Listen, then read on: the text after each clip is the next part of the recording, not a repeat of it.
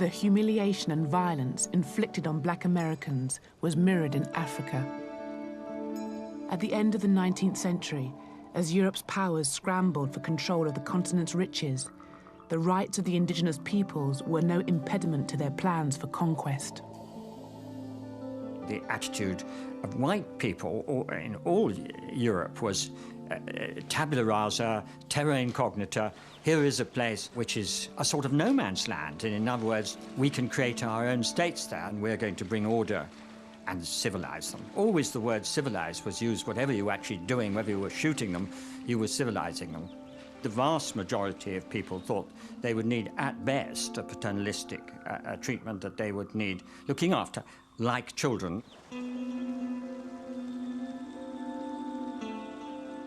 After the Conference of Berlin in 1885, Europeans embarked on a continent-wide land grab. In less than 20 years, 90% of African territory would be placed under European colonial rule.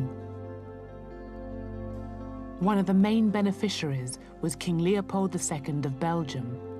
Aware of the vast fortune to be made, he persuaded Europe's powers to recognize his sovereignty over one of Africa's largest regions, the Congo. Here was this man who became King of Belgium in 1865 at the age of 30.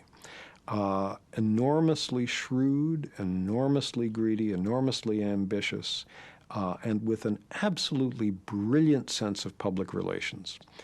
He hired the explorer Henry Morton Stanley, the man who found Livingstone, to go to the Congo and essentially stake out this huge territory for him. Leopold got first the United States and then all the major nations of Western Europe to ratify his seizure of this enormous territory in the center of the continent.